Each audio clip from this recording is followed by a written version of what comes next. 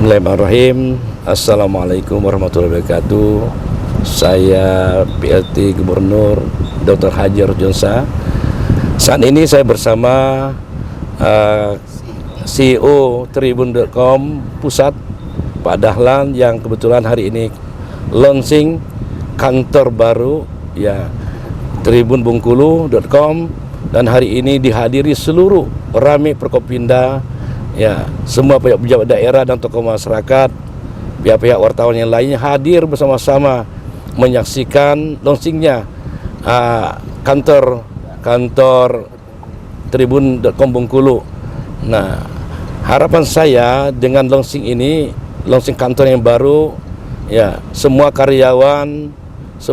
karyawannya bisa bekerja dengan efektif, ya, bisa membantu berkolaborasi sama pemerintah daerah Provinsi Bengkulu dalam rangka mempublikasikan apa yang sudah dikerjakan dan sektor-sektor apa yang mesti kita promosikan di tingkat nasional bahkan internasional, terutama sektor pariwisata, kuliner, dan mungkin SDA sekaligus, supaya membuka mata dunia dan Indonesia bahwa Bengkulu ini ada potensi-potensi yang bisa digali dan bisa dikerjakan.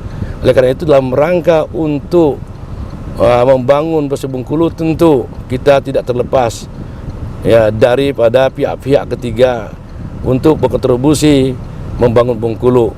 Nah, kita sudah katakan kita punya SDA, ya, 1 emas. Nah, kota Bengkulu, Provinsi Bengkulu ini kota bersejarah. Kenapa? Karena Bung Karno itu kepincut, ya, artinya kepincut pada putri Bengkulu itu Padmawati Soekarno. Nah, beliau pernah tinggal di Bengkulu, dan Ibu Padmawati Soekarno itu salah satu yang menjahit sang saka merah putih. Artinya ini bersejarah. Nah, perlu juga ketahui, kita ingat sejarah ilmu bumi bahwa penghasil emas terbesar di Indonesia adalah Kabupaten Rejang Lebong Bengkulu, bukan Freeport, semasa sejarah ilmu bumi dulu. Nah, artinya Belanda masuk Indonesia tujuannya untuk menggali emas yang ada di Provinsi Bengkulu, tepatnya di Kabupaten Rejang Lebong saat itu. Nah, tentu ini sumbangsi kita juga menyumbangkan emas itu kepada Tugu Monas yang berdiri saat ini. Oleh karena itu, perlu kiranya perhatian khusus pemerintah pusat kepada Provinsi Bengkulu, provinsi yang yang baru berkembang. Saya PLT Gubernur berharap dengan Tribun agar kiranya dapat mempublikasikan apa-apa punya potensi di Bengkulu ini, supaya mengundang pihak-pihak investasi untuk hadir ke Bengkulu dan bekerjasama untuk sama-sama membangun Bengkulu dan meningkatkan pendapatan Bengkulu, nah, dan DBH dan sebagainya. Oleh karena itu, sekali lagi saya ucapkan terima kasih kepada Pak Dahlan selaku Direktur Tribun.com Pusat, ya, maupun di Bengkulu, ya, Tribun.Bengkulu.com, sama-sama kerjasama antara pusat dan daerah, sama-sama kita menggali, ya, potensi-potensi ada yang di Bengkulu ini, sehingga Bengkulu kedepannya akan lebih sejahtera dan hebat. Terima kasih. Pak Gub, tadi saya tangkap bahwa Bengkulu ini sebenarnya penghasil emas di Rejang Lebong, dan emasnya dipakai untuk Monas. Bagaimana ceritanya? Iya, dulu zaman dahulu kurang lebih 1811, ya, itu Belanda masuk ke Bengkulu. Ya, 1811. iya. Kalau tidak salah, ya. Nah, saya lupa ingat, sekitar tahun 1811 kalau tidak salah, itu datang ke Bengkulu ke Rejang Lebong. Yang Rejang Lebong dulu Kabupaten Induk, ya. Nah, tepatnya di Kabupaten Lebong. Nah, itu ada tambang emas namanya Lebong Simpang, Lebong Tandai, ada Lebong Telebong, ya. Nah, artinya, ya, emas itu banyak sekali. Sampai saat ini masih masyarakat menggali secara tradisional dengan pihak-pihak PT, ya, TMI sekarang masih bekerja. Nah, itu Pak, jadi memang Bengkulu penghasil emas. Selain emas juga ada batu bara yang kalorinya sangat tinggi dan garamnya sangat tinggi. Kalau di Lebong kalorinya menurut Skopindo yang sudah kita teliti di Skopindo itu garnya 7,2 sampai 8.000. Nah, kalau di daerah Benteng ini ada yang 6,3 up, ya ada 6,5, ada gold antrasit. Luar biasa, banyak sekali. Nah, oleh karena itu di samping itu juga CPO kita Kelapa sawit. Nah, kelapa sawit. Nah, kelapa sawit kita dengan 38 PKS yang sekarang sudah beroperasi itu menghasilkan lebih dan kurang 1.300.000 ton per tahun CPO. Nah, tentu bahan ini bahan baku. Bahan baku ini ya kita ketahui CPO ini bisa sampai 127 turunan. Bisa jadi manggarin, keju, sabun mandi, kosmetik dan sebagainya. Nah, ini kita harapkan ke depan kita akan membangun kawasan ekonomi khusus sehingga nanti kita bisa mengundang pihak investor, bisa membuat pabrik-pabrik dalam hilirisasi. Hilirisasi ini ya yang seperti diserukan oleh Pak Presiden, ya kita tidak hanya selama ini menjual bahannya mentah, namun kita sudah bisa mengelola jadi mentah menjadi barang jadi. Nah, ini juga bisa menghasilkan yang pendapatan daerah yang luar biasa. Itu. Jadi ada emas, ada batu bara, dan ada kelapa sawit. Kelapa sawit. Nah, kawasan ekonomi khusus itu akan dibangun di daerah mana, Pak? Bagaimana, sejauh mana perencanaan? Ya, ini sudah kita inisiasi selama ini, namun belum sinkron saja sama Kota Madia, karena Kota Madia merupakan satu perda Kota Madia.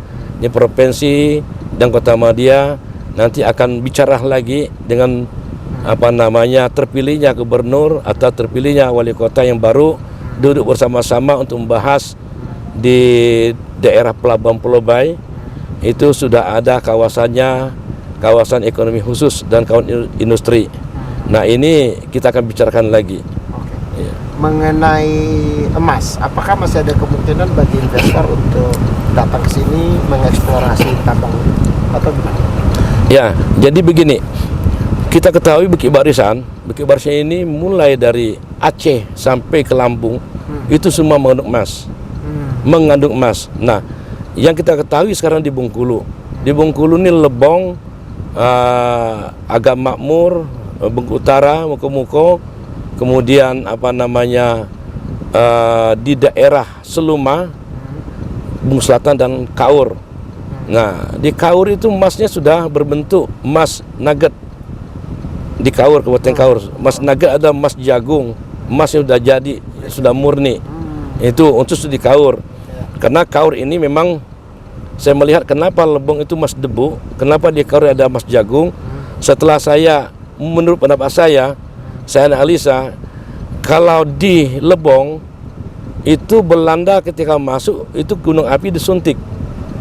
Ya, seperti jinak gitu. Tetapi di Kaur tidak disuntik karena itu jajahan Inggris.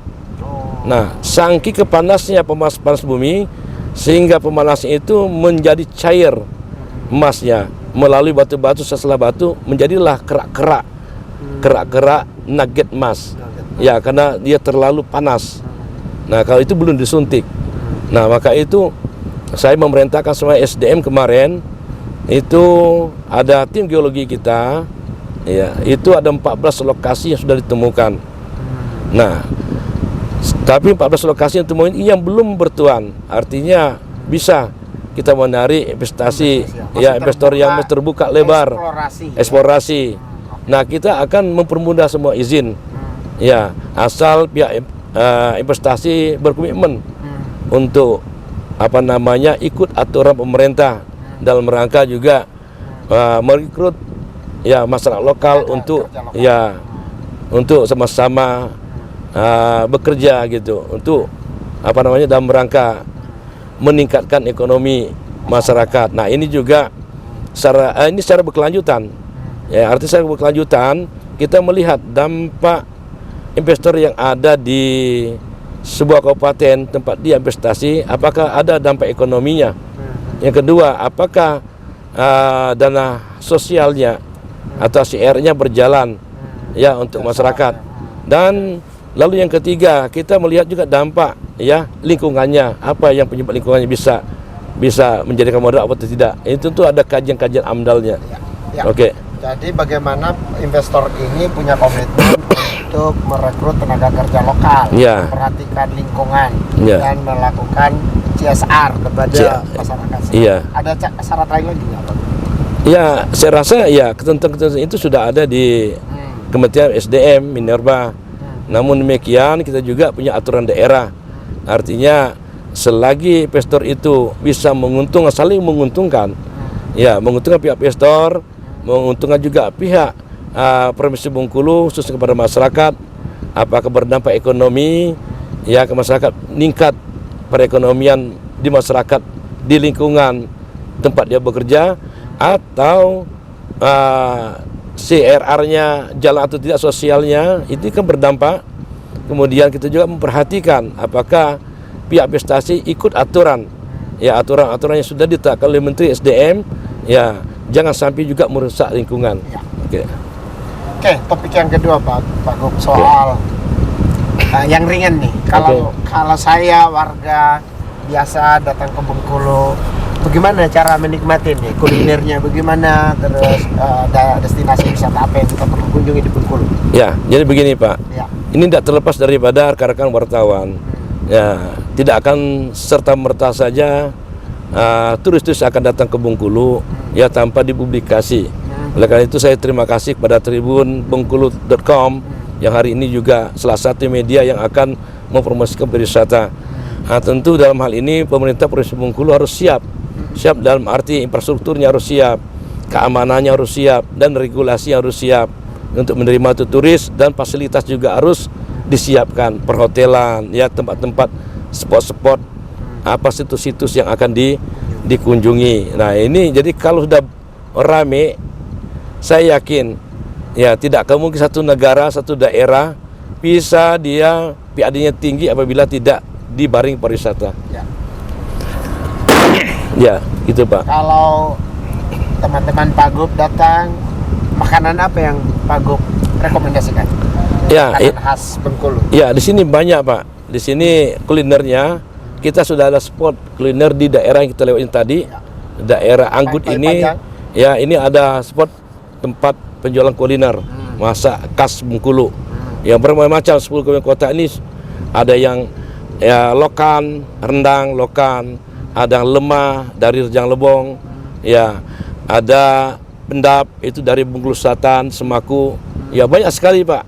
Jadi, nah kalau datang Bengkulu ya kita arahkan ke daerah spot penjualan kuliner, iya, gitu Pantai Pak. Panjang itu Pak. Bukan di sini Pak, di Anggut. Di Anggut. Ya di Pantai Panjang ada sebagian saja, tapi pusatnya adalah di Anggut. Anggut. Ya daerah Anggut.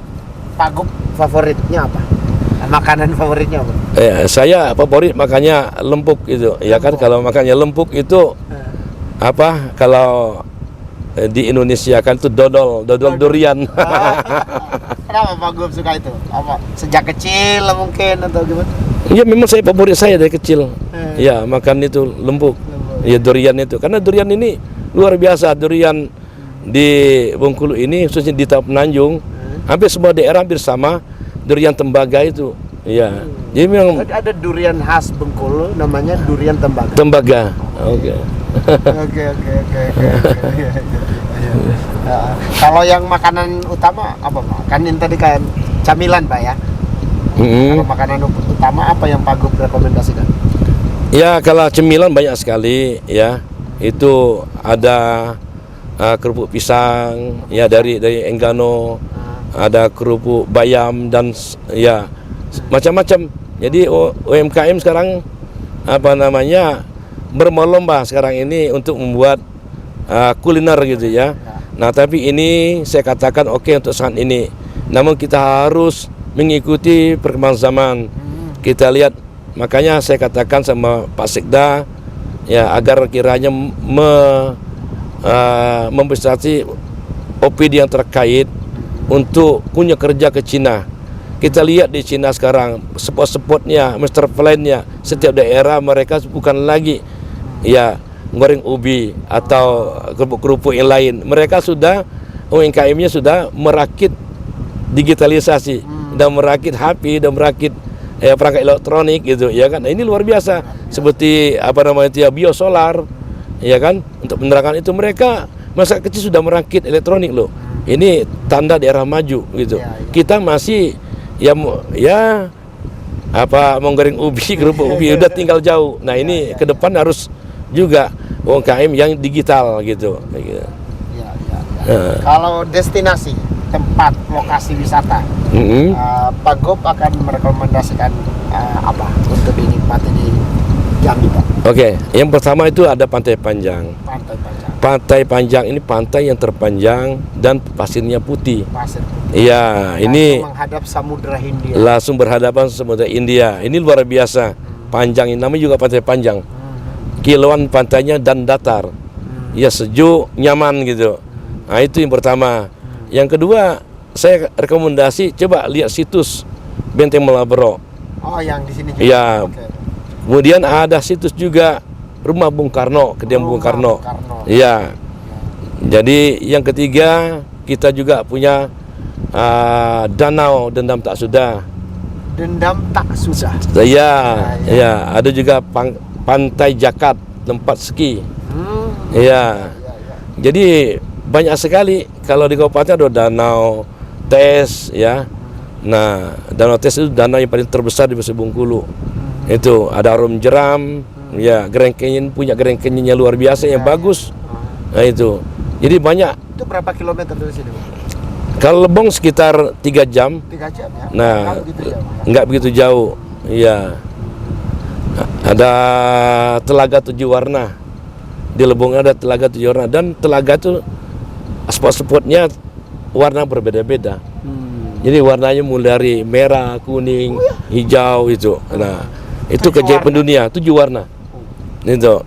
Dan itu hanya 3 jam dari kota Bengkulu. Dari kota Bengkulu 3 jam. Juga ada Pantai Suci sini. Pantai Suci ini di daerah sebelah kota Madia, tepatnya di Bengkulu Tengah, itu ada Pantai Suci. Itu tempat spot juga. Ya, untuk berwisata. Jadi cukup kaya sebenarnya alamnya Bengkulu. Iya, tinggal kita promosi lagi. Makanya hari ini saya harus hadir di Tribun.